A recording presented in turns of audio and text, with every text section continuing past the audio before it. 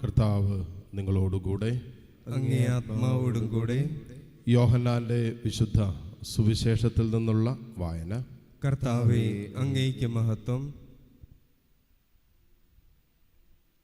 അധ്യായം 10, 1 മുതൽ 10 വരെയുള്ള തിരുവചനങ്ങൾ. സത്യം സത്യമായി ഞാൻ നിങ്ങളോട് പറയുന്നു, ആട്ടിൻ തൊഴുത്തിലേക്ക് വാതിലിലൂടെയല്ലാതെ മറ്റു വഴിക്ക് കടക്കുന്നവൻ കള്ളനും കവർച്ചക്കാരനുമാണ്. എന്നാൽ വാതിലിലൂടെ പ്രവേശിക്കുന്നവൻ ആടുകളുടെ ഇടയനാണ്. കാവൽക്കാരൻ അവന് വാതിൽ തുറന്നു കൊടുക്കുന്നു. ആടുകൾ അവൻ്റെ സ്വരം കേൾക്കുന്നു. അവൻ തൻ്റെ ആടുകളെ പേര് ചൊല്ലി വിളിക്കുകയും പുറത്തേക്ക് നയിക്കുകയും ചെയ്യുന്നു. തനിക്കുള്ളതിനെല്ലാം പുറത്തിറക്കിയിട്ട് അവൻ അവയ്ക്ക് മുമ്പേ നടക്കുന്നു. അവൻ്റെ സ്വരം തിരിച്ചറിയുന്നതുകൊണ്ട് ആടുകൾ അവനെ അനുഗമിക്കുന്നു. അവ ഒരിക്കലും അപരിചിതനെ അനുഗമിക്കുകയില്ല. അന്യരുടെ സ്വരം അറിയാത്തതിനാൽ അവ അവരിൽ നിന്നും ഓടിയകലും. യേശു അവരോട് ഈ ഉപമ പറഞ്ഞു. എന്നാൽ അവൻ തങ്ങളോട് പറഞ്ഞത് എന്തെന്ന് അവർ മനസ്സിലാക്കിയില്ല. അതുകൊണ്ട് യേശു വീണ്ടും പറഞ്ഞു, സത്യം സത്യമായി ഞാൻ നിങ്ങളോട് പറയുന്നു, ഞാനാണ് ആടുകളുടെ വാതിൽ. എനിക്ക് മുമ്പേ വന്നവരെല്ലാം കള്ളന്മാരും കവർച്ചക്കാരുമായിരുന്നു. ആടുകൾ അവരെ ശ്രവിച്ചില്ല. ഞാനാണ് വാതിൽ. എന്നിലൂടെ പ്രവേശിക്കുന്നവൻ രക്ഷ പ്രാപിക്കും. അവൻ അകത്ത് വരികയും പുറത്ത് പോവുകയും മേച്ചിൽ സ്ഥലം കണ്ടെത്തുകയും ചെയ്യും.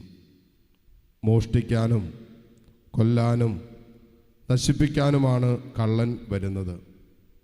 ഞാൻ വന്നിരിക്കുന്നത് അവർക്ക് ജീവനുണ്ടാകാനും അത് സമൃദ്ധമായി ഉണ്ടാകാനുമാണ്. കർത്താവിൻ്റെ സുവിശേഷം. ക്രിസ്തുവേ, അങ്ങേയ്ക്ക് സ്തുതി.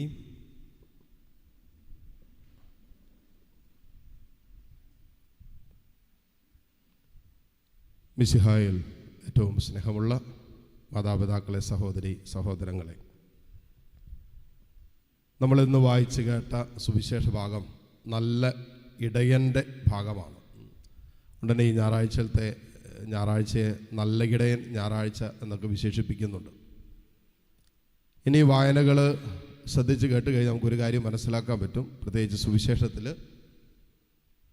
ഈശോ ഉപമയിലൂടെ തൻ്റെ അപ്പസ്തോലന്മാരോട് സംസാരിച്ചു. അവർക്കത് മനസ്സിലായില്ല എന്നാണ് പറയുന്നത്. അതിനുശേഷം ഈശോ പറഞ്ഞ കാര്യങ്ങൾ അല്പം കൂടി വ്യക്തമായിട്ട് സംസാരിച്ചു. എന്നിട്ട് പറഞ്ഞു, ഞാനാണ് വാതിൽ. എന്നെക്കുറിച്ച് തന്നെ ഞാൻ പറഞ്ഞുകൊണ്ടിരുന്നത്.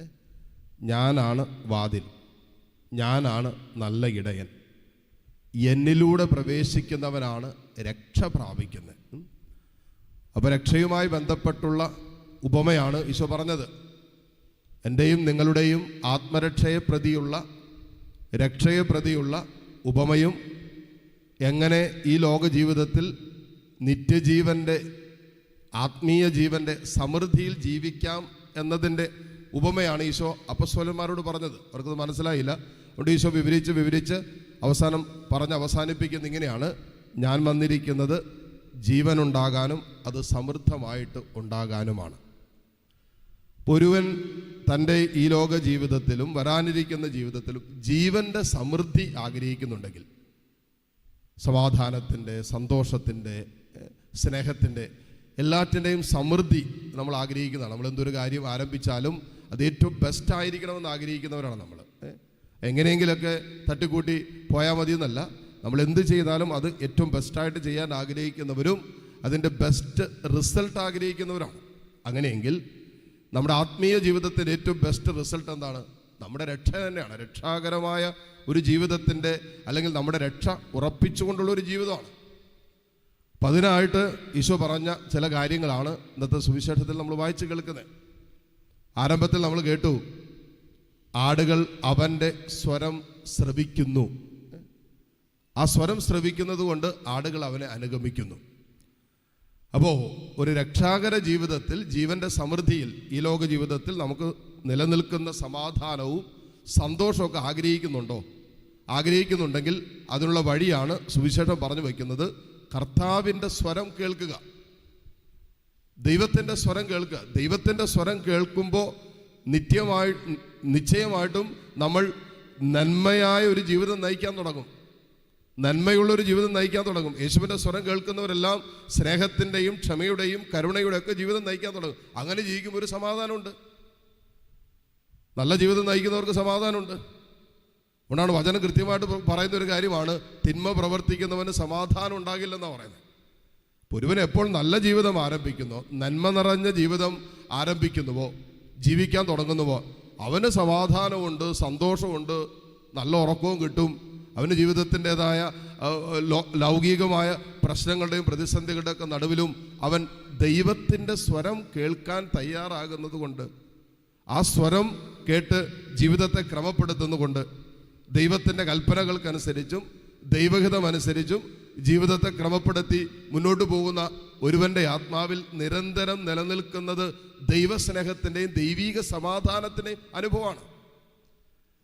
ഈ ലോക ജീവിതത്തിൽ നമുക്ക് എല്ലാറ്റിൻ്റെയും ഒരു പൂർണ്ണത, ദൈവീക നന്മകളുടെ പൂർണ്ണത അനുഭവിക്കാൻ നമ്മൾ ആദ്യം ചെയ്യേണ്ടത് കർത്താവിൻ്റെ സ്വരം കേൾക്കുക എന്നുള്ളതാണ്. ഇനി നമ്മെ രക്ഷയിലേക്ക് കർത്താവ് കൈപിടിച്ച് നടത്തിയത് യേശുക്രിസ്തുവാകുന്ന വാതിലിലൂടെയാണ്. അതുകൊണ്ടാണ് ഈശോ പറഞ്ഞു, ഞാനാകുന്ന വാതിലിലൂടെ പ്രവേശിക്കുന്നവൻ രക്ഷ പ്രാപിക്കും. അപ്പോൾ രക്ഷ പ്രാപിക്കണമെങ്കിൽ, ആത്മരക്ഷ സാധ്യമാകണമെങ്കിൽ നമുക്ക് വേറെ വഴിയില്ല. യേശുവാകുന്ന ഏക വഴിയാണ് സ്വർഗം നമുക്ക് തന്നത്. അതുകൊണ്ടാണ് യോഹന്നാൻ 14:6 നാം വായിക്കുന്നുണ്ട്. ഈശോ തന്നെ പറഞ്ഞൊരു കാര്യമാണ്, ഞാനാണ് വഴിയും സത്യവും ജീവനും. എന്നിലൂടെ അല്ലാതെ ആരും പിതാവിൻ്റെ സന്നിധിയിലേക്ക് പ്രവേശിക്കുന്നില്ല. ഒരുവൻ തൻ്റെ രക്ഷയെ സീരിയസ് ആയിട്ട് എടുക്കുന്നുണ്ടെങ്കിൽ, തൻ്റെ ആത്മരക്ഷയെ, ഈ ലോക ജീവിതം മാത്രമല്ല വരാനിരിക്കുന്ന ജീവിതവും ഈ ലോക ജീവിതത്തിൻ്റെ നന്മകളും അതിൻ്റെ പൂർണ്ണത അനുഭവിക്കുന്ന നിത്യജീവനും സീരിയസ് ആയിട്ട് എടുക്കുന്നുണ്ടെങ്കിൽ, ഒരുവൻ തൻ്റെ ആത്മരക്ഷ ഗൗരവത്തോടെ എടുക്കുന്നുണ്ടെങ്കിൽ യേശുക്രിസ്തുവിലൂടെയാണ് അത് സാധ്യമായത്. അതുകൊണ്ടാണ് ആദ്യ വായനയിൽ പത്രോസ്ലീഹ ഈ രക്ഷയെക്കുറിച്ച് പ്രഘോഷിച്ചപ്പോൾ കേട്ടുനിന്നവർ വിലപിക്കാൻ തുടങ്ങി, കരയാൻ തുടങ്ങി. അവർ, ഞങ്ങൾ എന്ത് ചെയ്യണം, ഈ രക്ഷ പ്രാപിക്കാൻ ഞങ്ങൾ എന്താ ചെയ്യണ്ടേ? പറയും, നിങ്ങൾ പാപം ഉപേക്ഷിച്ച് കർത്താവിൽ വിശ്വസിച്ച് ജ്ഞാനസ്നാനം സ്വീകരിക്കുക, യേശുവാകുന്ന വഴിയിലേക്ക് വരാൻ പറഞ്ഞു. ആദ്യത്തെ പ്രസംഗത്തിൽ 3000 പേരാണ് മാമോദീസ സ്വീകരിച്ചത്. എന്ന് പറഞ്ഞാൽ ഈ രക്ഷയുടെ വഴി സ്വീകരിച്ചത് യേശുവിനെ തങ്ങളുടെ ജീവിതത്തിൻ്റെ ഏക രക്ഷകനും നാഥനും കർത്താവുമായി ഏറ്റെടുത്തതിലൂടെയാണ് അവർ രക്ഷയുടെ അനുഭവത്തിലേക്ക് പ്രവേശിച്ചത്. അപ്പോൾ രക്ഷിക്കപ്പെടാനുള്ള ഏക വഴി, നമ്മുടെ രക്ഷയുടെ ഏക വഴി, ഏത് ജീവിതത്തിൻ്റെ അനുഭവത്തിലും രക്ഷയുടെ വഴി എന്ന് പറയുന്നത് യേശുവാകുന്ന വഴിയാണ്. അപ്പോൾ യേശുവാകുന്ന വാതിലിലൂടെ പ്രവേശിക്കുന്നവനാണ് രക്ഷ പ്രാപിക്കുന്നത്. എന്നിട്ട് ഈ സുവിശേഷത്തിൻ്റെ അവസാന ഭാഗത്തിലേക്ക് വരുമ്പോൾ അവൻ്റെ സ്വരം കേട്ട് അവനാകുന്ന വഴിയിലൂടെ പ്രവേശിച്ച് രക്ഷ പ്രാപിക്കുന്നവൻ ജീവൻ്റെ സമൃദ്ധിയിലേക്കാണ് പ്രവേശിക്കുന്നത്. കള്ളൻ വരുന്നത് കൊല്ലാനും നശിപ്പിക്കാനും മോഷ്ടിക്കാനാണ്. നമ്മളിപ്പോഴും ശ്രദ്ധിക്കേണ്ട ഒരു കാര്യമാണ്, ഈ ലോക ജീവിതത്തിൽ നമുക്ക് ആത്മീയ ലോകത്ത് നമ്മുടെ ആത്മരക്ഷയെ തടസ്സപ്പെടുത്താനും കൊല്ലാനും നശിപ്പിക്കാനും മോഷ്ടിക്കാനുള്ള ആത്മീയ ശത്രുവിനെക്കുറിച്ചുള്ള വിവേകവും ജ്ഞാനവും നമുക്കുണ്ടാകണം. എന്ന് പറഞ്ഞാൽ നമ്മുടെ വീട്ടിലാണെങ്കിൽ പോലും ഒരുവൻ പ്രവേശിക്കുമ്പോൾ നമ്മൾ പ്രവേശിക്കുന്നവൻ്റെ ഉദ്ദേശശുദ്ധി എന്താണെന്ന് നമ്മൾ ആദ്യം ചിന്തിക്കും. വീട്ടുകാരൊക്കെ ആണെങ്കിൽ കുഴപ്പമില്ല, അറിയാത്തൊരാളാണെങ്കിൽ വീട്ടുമുറ്റത്ത് വരുമ്പോൾ നമ്മൾ ആദ്യം ചോദിക്കും, എന്തിനാ വന്നേ, എന്താ നിങ്ങളുടെ ആവശ്യം, എന്നിട്ട് നമ്മൾ വീടിനകത്തേക്ക് കയറ്റുള്ളൂ. അറിയുന്ന ആൾക്കാരാണെങ്കിൽ സ്വാഭാവികമായിട്ട് നമ്മൾ വീട്ടിൽ കയറ്റുമായിരിക്കും. അറിയാത്തൊരാളുടെ ഉദ്ദേശശുദ്ധി മനസ്സിലാക്കിയിട്ട് അവനെ നമ്മൾ ഭവനത്തിൽ കയറ്റുകയുള്ളൂ. വചനം പറയുന്നത്, കള്ളൻ വരുന്നത് കൊല്ലാനും നശിപ്പിക്കാനും മോഷ്ടിക്കാനുമാണ്. ശത്രു പ്രവേശിക്കുന്നത് അവൻ്റെ ലക്ഷ്യം പൂർത്തീകരിക്കാനാണെന്നും യേശു നമ്മളിലേക്ക് വരുന്നത് ജീവൻ തരാനും അത് സമൃദ്ധമായി തരാനാണെന്ന് പറയുമ്പോൾ, ഒരുവൻ നമ്മളിലേക്ക് പ്രവേശിക്കുമ്പോൾ ആ പ്രവേശനത്തിൻ്റെ ഉദ്ദേശം കൂടി നമ്മൾ മനസ്സിലാക്കണം. അപ്പോൾ ആത്മീയ ലോകത്ത് നാം കൃത്യതയോടുകൂടി ഗൗരവത്തോടുകൂടി വ്യാപരിക്കുമ്പോൾ നമ്മുടെ ആത്മരക്ഷ അപകടത്തിലാക്കാൻ ശത്രു നിരന്തരം പ്രവർത്തിക്കുന്നുണ്ട്. ഒരു ജീവൻ്റെ സമൃദ്ധിയിൽ നാം ജീവിക്കാതിരിക്കാൻ, നിരാശയിലും ആകുലതയിലും ഭയത്തിലും അസമാധാനത്തിലും അസ്വസ്ഥതയിലും പാപത്തിലൊക്കെ ജീവിക്കാൻ തക്ക വിധത്തിൽ ശത്രു നിരന്തരമായി നമ്മളിലേക്ക് പ്രവേശിക്കാൻ ആഗ്രഹിക്കുന്നുണ്ട്. അപ്പോൾ ശത്രുവിന് വേണ്ടി നമ്മൾ പ്രവേശന കവാടം തുറന്നു കൊടുത്താൽ, നമ്മുടെ ജീവിതത്തെ തുറന്നു കൊടുത്താൽ, കൊല്ലാനും നശിപ്പിക്കാനും മോഷ്ടിക്കാനുമായി വരുന്നവൻ നമ്മുടെ ജീവിതത്തിൻ്റെ സമാധാനം കവർന്നെടുത്തുനിന്ന് വരും, നമ്മുടെ കുടുംബത്തിൻ്റെ സന്തോഷം തകർത്തുനിന്ന് വരും, നമ്മുടെ സ്വകാര്യ ജീവിതത്തിൻ്റെ വിശുദ്ധിയെ കവർച്ച ചെയ്തെന്ന് വരും. എന്നാൽ ഈശോ ഈ ലോകത്തിലേക്ക് വന്നതും നമ്മളിലേക്ക് വരുന്നതും ജീവനുണ്ടാകാനും അത് സമൃദ്ധമായി ഉണ്ടാകാനുമാണ്. ആ ഈശോയെയാണ് പരിശുദ്ധ കുർബാനയിൽ നാം ഇന്നേ ദിവസം സ്വീകരിക്കുന്നത്.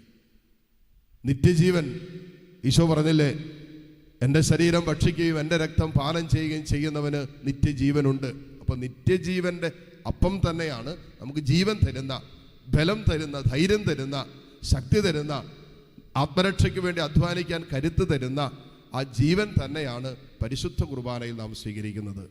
അതുകൊണ്ട് ഓരോ വിശുദ്ധ കുർബാന സ്വീകരിക്കുമ്പോൾ ജീവൻ്റെ സമൃദ്ധിയിലേക്കാണ് പിതാവായ ദൈവം പുത്രനിലൂടെ നമുക്ക് നേടിത്തന്ന ആ നിത്യജീവനിലേക്കുള്ള വിളിയാണ് സ്വർഗം നമുക്ക് തരുന്നത്. ഇത് മനസ്സിലാക്കിക്കൊണ്ട് ഓരോ വിശുദ്ധ കുർബാനയും എൻ്റെ ആത്മരക്ഷ ഉറപ്പിക്കാൻ സ്വർഗം തന്ന തിരുപാതേയമാണെന്നും, സ്വർഗത്തിലേക്കുള്ള എൻ്റെ യാത്രയിൽ തളർന്നു പോകാതിരിക്കാൻ, വീണു പോകാതിരിക്കാൻ സ്വർഗം തന്ന സ്വർഗീയ അപ്പമാണ് എന്ന് മനസ്സിലാക്കി സ്വീകരിക്കുവാൻ പരിശുദ്ധാത്മാവ് നമ്മെ സഹായിക്കട്ടെ. ഉള്ള കൃപയ്ക്കായി ഈ ബലിയിലൂടെ പ്രാർത്ഥിക്കുകയും യാചിക്കുകയും ചെയ്യാം. ആമേൻ.